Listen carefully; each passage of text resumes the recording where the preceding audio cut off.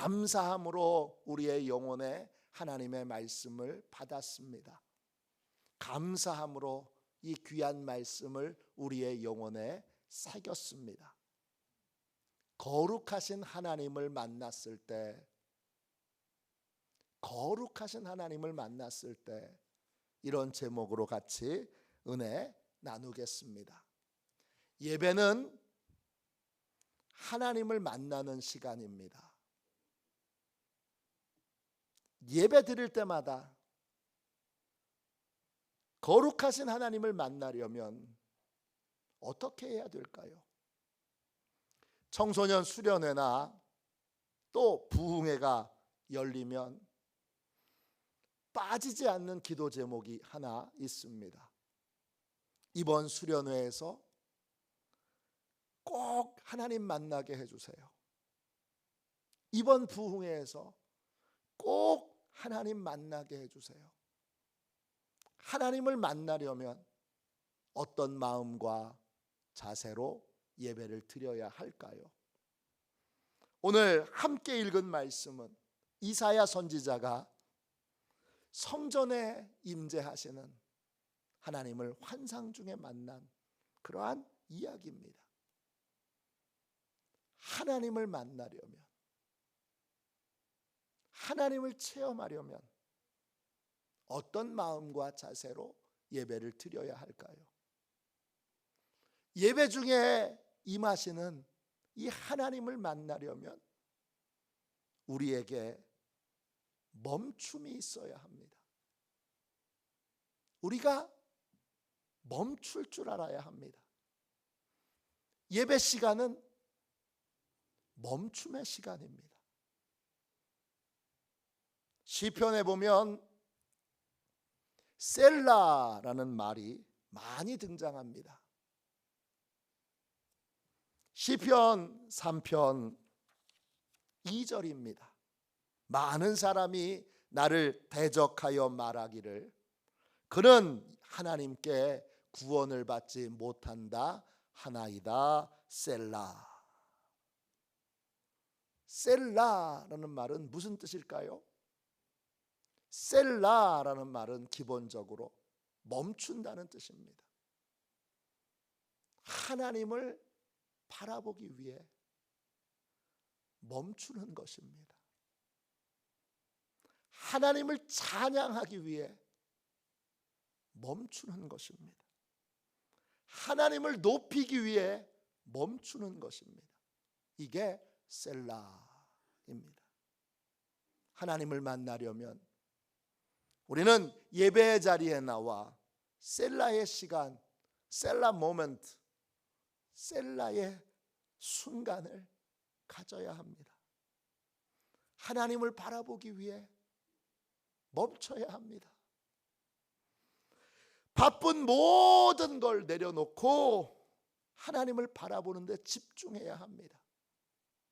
모든 분주함을 내려놓고 하나님을 바라봐야 합니다. 모든 계산을 내려놓고 모든 선입관을 내려놓고 우리는 멈춰야 합니다. 멈추고 하나님을 바라볼 때 비로소 우리는 이곳에 임재해 계시는, 우리와 함께 계시는 하나님을 만날 수 있게 됩니다. 지금 모든 생각과 판단을 내려놓고 잠시 멈추십시오. 이 멈춤의 시간이 셀라 모멘트입니다. 하나님을 만나려면 제일 먼저 멈춤의 시간을 가져야 합니다. 그럴 때 비로소 우리는 이사야처럼 우리에게 임하시는 하나님을 만날 수 있게 되고 그 하나님을 바라보게 되고 또 그 하나님을 체험할 수 있게 됩니다. 모든 걸 멈추고 하나님을 바라볼 때 어떤 일이 일어납니까? 제일 먼저 첫째, 하나님의 크심을 발견하게 됩니다. 하나님의 크심에 눈을 뜨게 됩니다. 오늘 말씀 6장 1절을 보세요. 우시야 왕이 죽던 해에 내가 본즉 주께서 높이 들린 보좌에 앉으셨는데 그의 옷자락은 성전에 가득하였고, 우시야 왕이 죽던 해에 이사야 선지자가 거룩하신 하나님이 성전에 임하시는 놀라운 환상을 봅니다. 그 환상에서 하나님은 높은 보좌에 앉아 계십니다. 모습은 안 보이고 보좌만 보입니다. 또 옷자락이 아주 길어서 성전에 옷자락이 가득합니다. 옷자락은 옷의 밑단을 의미합니다. 당시 이스라엘 백성들의 겉옷은 그냥 천을 둘둘둘 말아서 걸치고 허리띠로 고정하는 것이었습니다.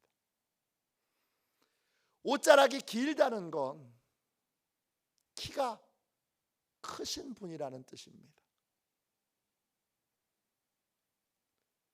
하나님은 우리가 상상하는 것보다 훨씬 더 크신 분입니다. 그래서 그 옷자락이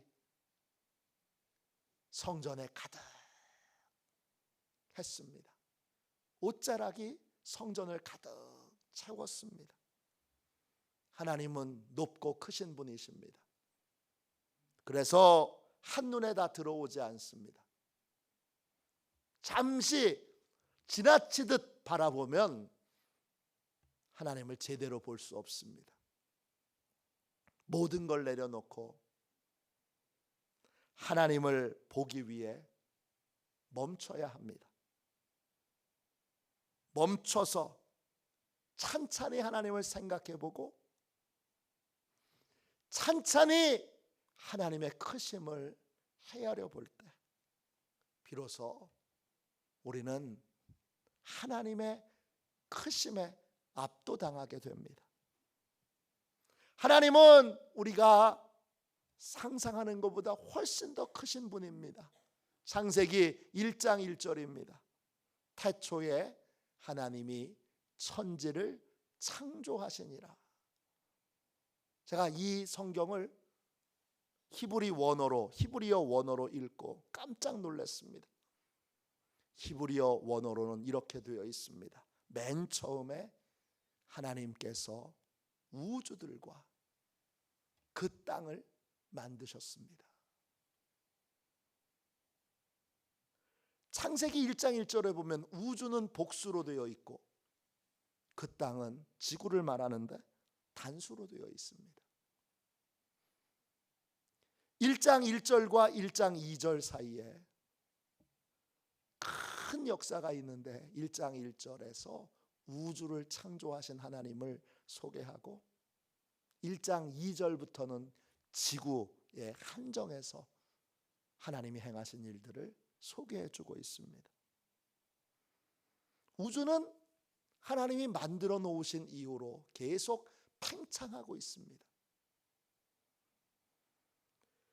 우주가 계속 팽창하고 있다는 건 우주 바깥에 또 다른 공간이 있다는 것입니다. 하나님은 우주를 만드셨고 우주 바깥의 세계도 만드셨습니다. 물리학자들이 또 천체 만환경을 가지고 우주를 연구하셨던 분들이 우주가 팽창한다는 걸 알기도 전에 요한계시록에서는 우주가 계속 팽창하다가 어느 날 펑 하고 사라지게 되는 것을 소개해주고 있습니다. 지금 우리가 살고 있는 이 우주의 종말을 성경이 명백하게 알려주고 있습니다. 하나님은 우주를 만드셨고 우주 바깥의 세계도 만드셨고 그리고 우리가 살고 있는 이 지구도 만드셨습니다.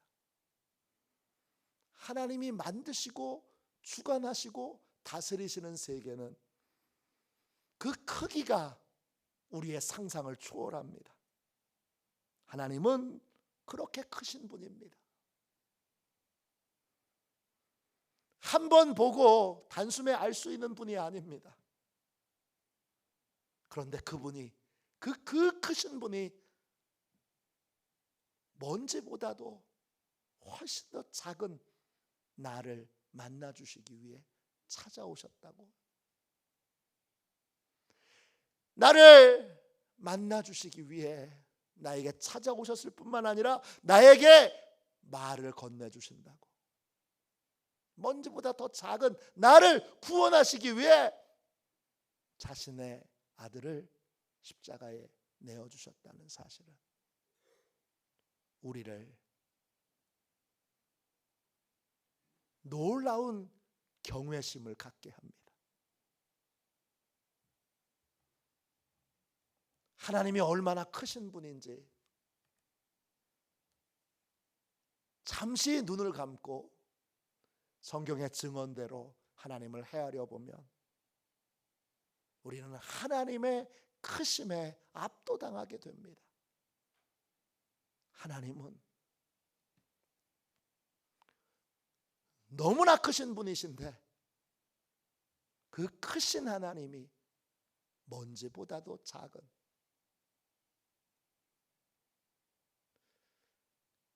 그런 나를 찾아와 주시고 나를 만나 주시고 먼지보다 작은 나의 예배를 받으시고 나를 구원하시기 위해 놀라운 일을 행하셨다는 것, 그 자체가 말할 수 없는 감격과 기쁨과 또 놀라운 경외심을 갖게 합니다. 저는 미국의 서부에 있는 그랜드 캐년을 3번 다녀왔습니다. 신혼여행으로 한번 다녀오고 교우들을 모시고 한번 다녀오고 그리고 가족여행으로 한번 다녀왔습니다. 그랜드 캐년은 거대한 협곡입니다. 그 앞에 서면 이 충격적인 장면이 눈에 다 안 들어옵니다. 한눈에 그랜드 캐년을 다 볼 수도 없고 카메라에 이 광경을 다 담을 수도 없습니다.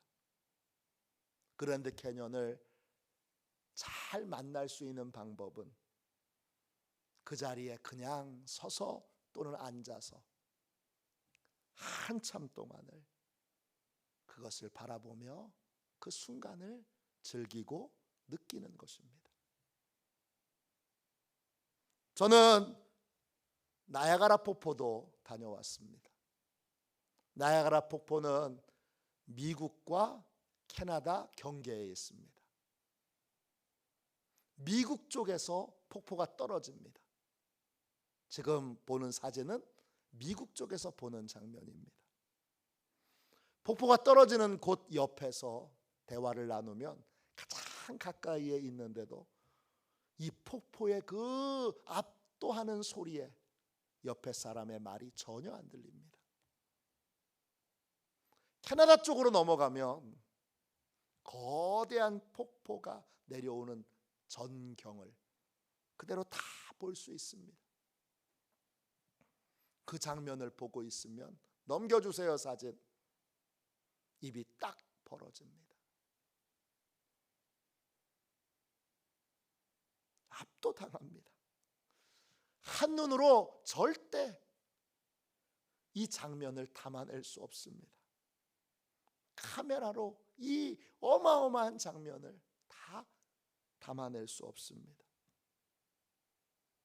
그랜드 캐년, 나야가라 폭포, 하나님이 만드셨습니다.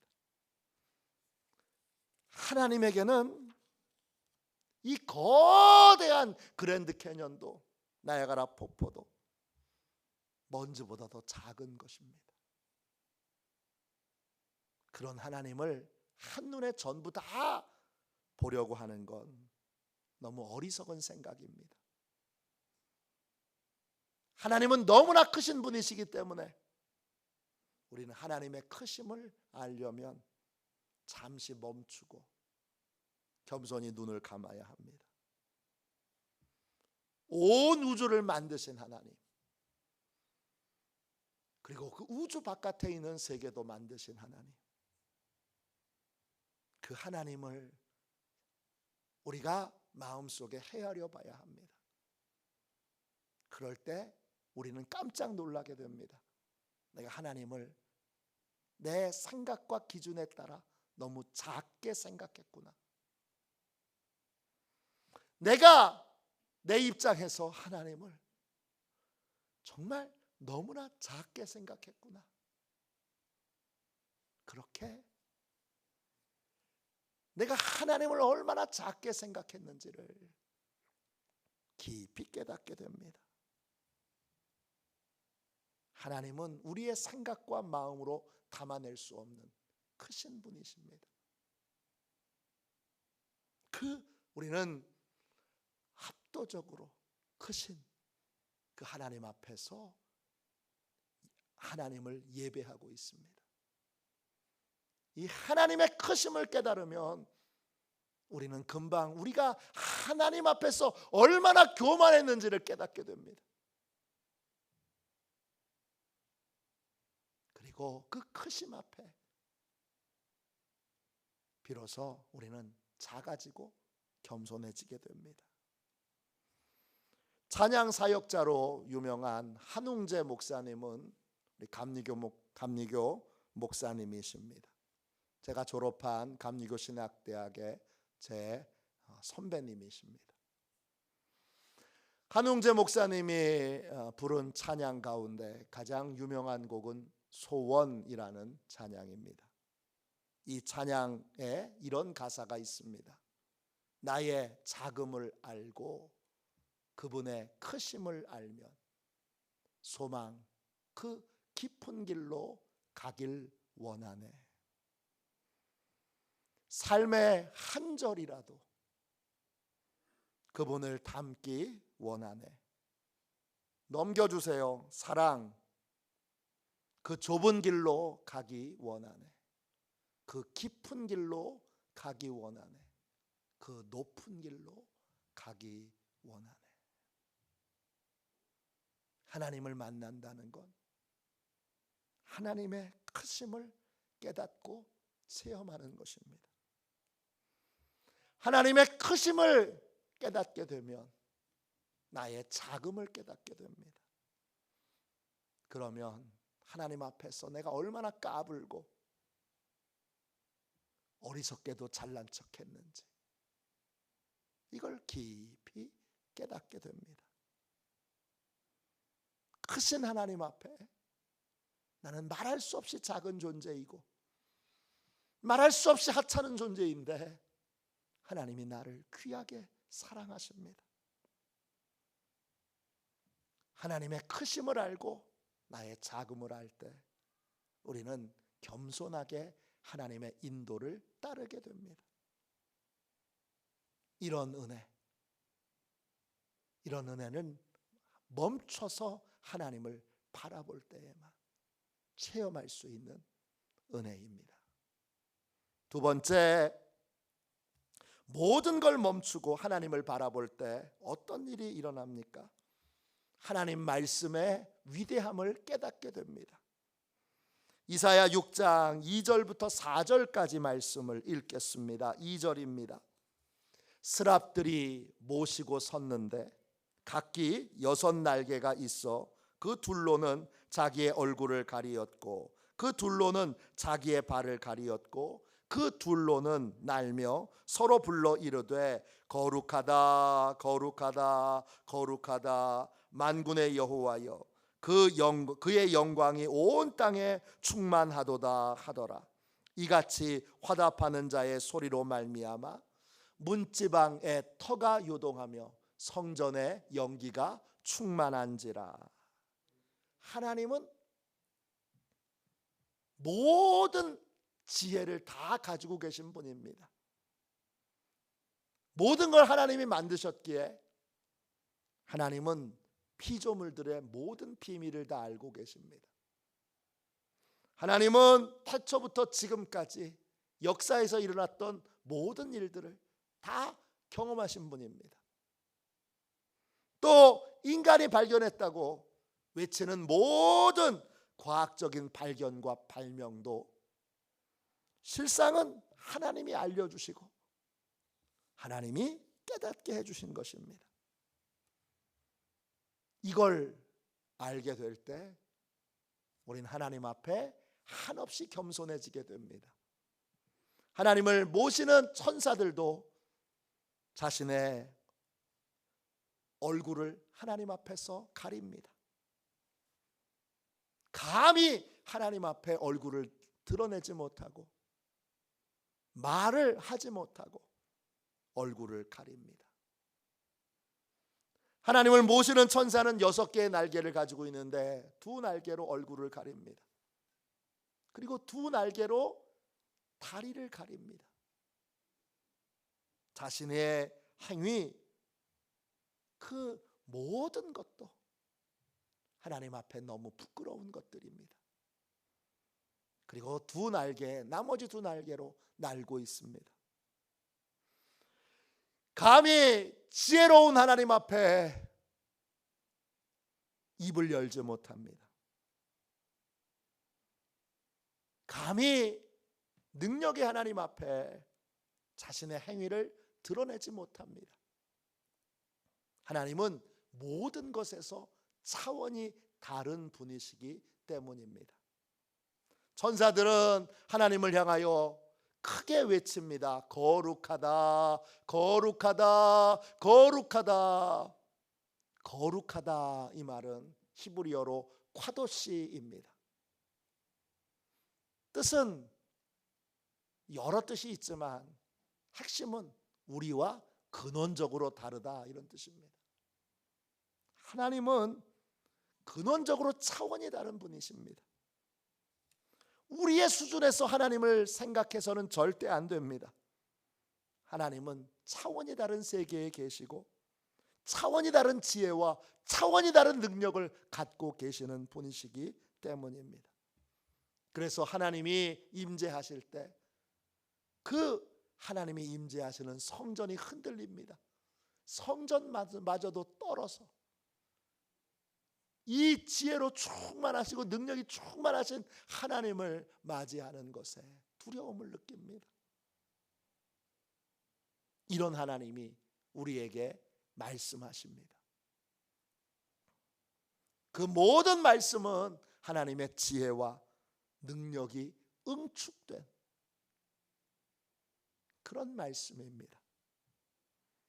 우리는 잠시 멈춰서 내가 듣고 있는 이 하나님의 말씀이, 내가 읽고 있는 이 하나님의 말씀이 어떤 말씀인지를 깨달아야 합니다.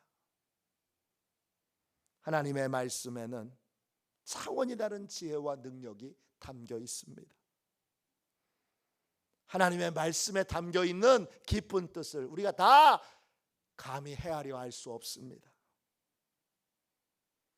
모든 걸 다 아시는 하나님께서 우리가 알아들을 수 있도록 간략하게 정리해서 우리에게 하나님의 말씀을 주십니다. 그러므로 우리는 하나님의 말씀을 들을 때 다 알 수 없다는 경외심으로 하나님의 말씀을 들어야 합니다.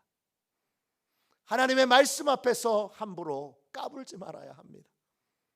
하나님의 말씀을 듣는 것 자체가 우리에게 어마어마한 특권이요 어마어마한 축복이라는 사실을 깨달아야 합니다. 예배의 자리에서 잠시 멈춰서 내가 하나님의 말씀을 들을 수 있다는 것, 하나님의 말씀을 읽을 수 있다는 것이 그 자체로 얼마나 큰 축복이요 영광인지를 깨달아야 합니다. 이런 감사함으로, 이런 경외함으로 우리는 하나님의 말씀을 읽고 듣고 연구하고 또 묵상하고 암송해야 합니다. 그럴 때 우리는 하나님의 말씀을 따라 순종의 삶을 사는, 하나님의 말씀을 쫓는 복된 믿음의 삶을 살 수 있게 됩니다. 미국의 명문대학 중에 프린스턴이라는 대학이 있습니다. 프린스턴 대학에 가면 예배당과 메인 예배당과 메인 도서관이 바로 붙어 있습니다. 그런데 의도적으로 이 프린스턴 대학은 예배당 높이를 도서관 높이보다 훨씬 높게 만들었습니다. 지금 보고 계신 사진이 프린스턴 대학교의 메인 채플의 사진입니다. 이렇게 예배당을 도서관보다 높이 지은 이유를 총장은 이렇게 설명합니다. 도서관보다 예배당을 의도적으로 더 높게 지었습니다. 지성보다 믿음이 먼저이고 지식보다 신앙이 먼저입니다. 이것이 프린스턴의 정신입니다. 모든 인간의 지식은 하나님의 말씀 아래에 있습니다. 어떤 인간도 하나님보다 더 지혜로울 수 없고 더 다양한 지식과 능력을 가질 수 없습니다. 하나님을 체험한다는 것, 하나님의 말씀에 대한 경외심을 갖는 것입니다. 감히 헤아릴 수 없는 놀라운 지혜와 놀라운 지식과 놀라운 능력이 담겨 있는 하나님의 말씀을 우리가 읽습니다. 듣습니다. 이것 자체가 얼마나 놀라운 축복이요 영광인지를 우리는 비로소 하나님을 만날 때 깨닫게 됩니다. 세 번째, 모든 걸 멈추고 하나님을 바라볼 때 어떤 일이 일어납니까? 내가 더러운 죄인임을 깨닫게 됩니다. 이사야 6장 5절입니다. 그때에 내가 말하되 화로다 나여 망하게 되었도다. 나는 입술이 부정한 사람이요 나는 입술이 부정한 백성 중에 거하면서 만군의 여호와이신 왕을 배웠음이로다 하였더라. 이사야는 하나님을 만났을 때 자신이 너무나 더러운 죄인이라는 걸 깨닫게 됩니다. 입술이 부정하다는 말은 마음이 부정하다는 말이고, 마음이 부정하다는 건 행동이 다 부정하다는 뜻입니다. 하나님을 만난 이사야는 자신이 너무 더러워서 하나님을 만날 자격이 없다는 걸 깨닫게 됩니다. 이런 깨달음이 거룩하신 하나님을 만난 중요한 증거입니다. 하나님에게는 거룩한 빛이 있습니다. 하나님을 만난 사람들은 거룩한 빛 앞에 서게 됩니다. 그 빛은 우리 안에 있는 어둠을 밝히 보게 만드는 빛입니다. 요한복음 1장 4절 5절입니다. 그 안에 생명이 있었으니 이 생명은 사람들의 빛이라. 빛이 어둠을 비치되 어둠이 깨닫지 못하더라.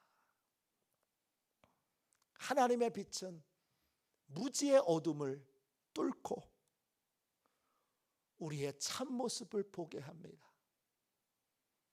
내가 얼마나 더러운 존재인지,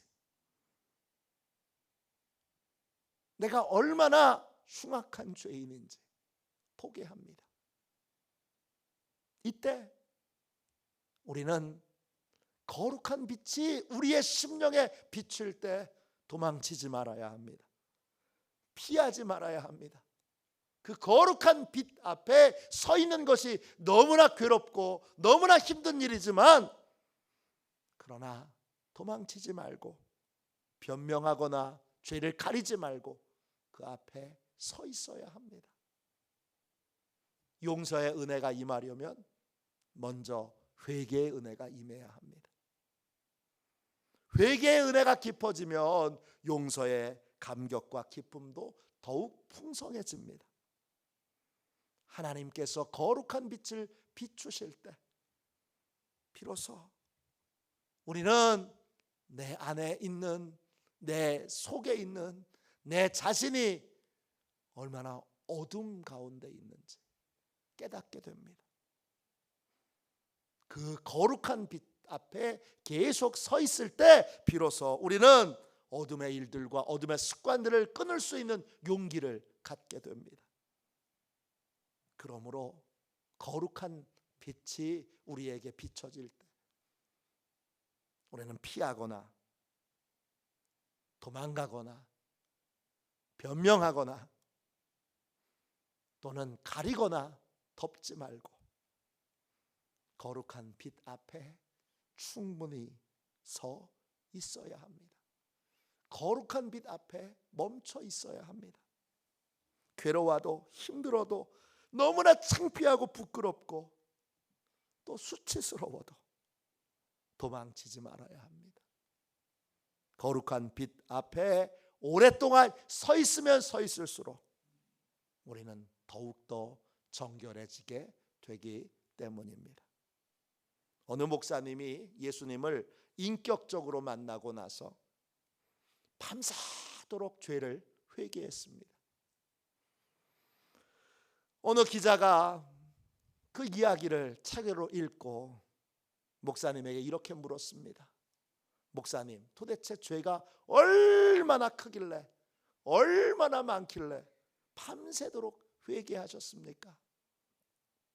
목사님은 이렇게 대답하셨습니다.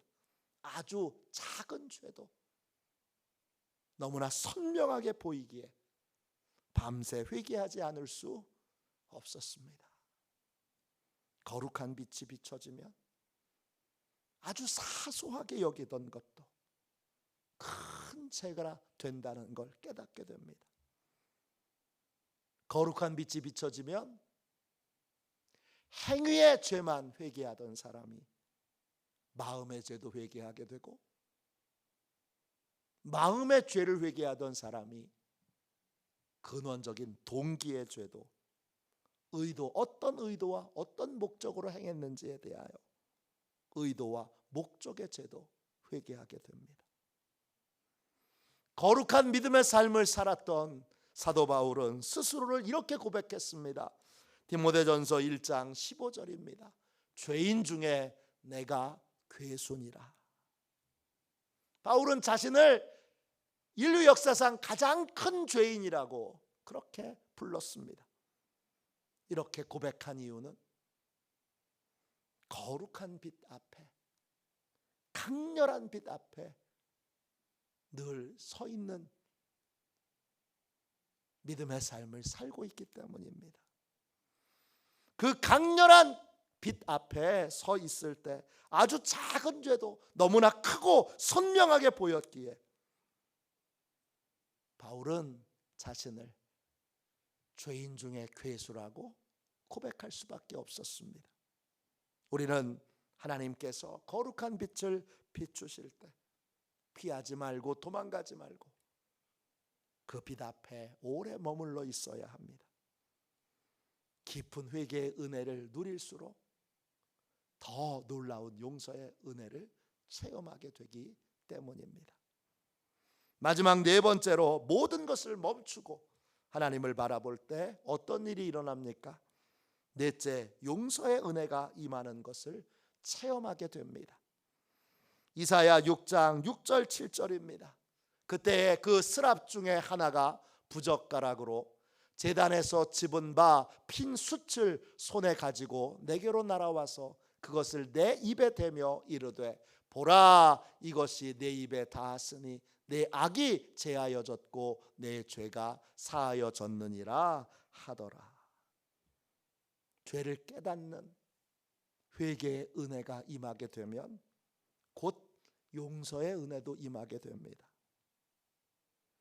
하나님의 거룩한 빛 앞에서 자신의 죄가 드러나자 힘들어하고 괴로워하던 이사야에게 천사가 날라옵니다.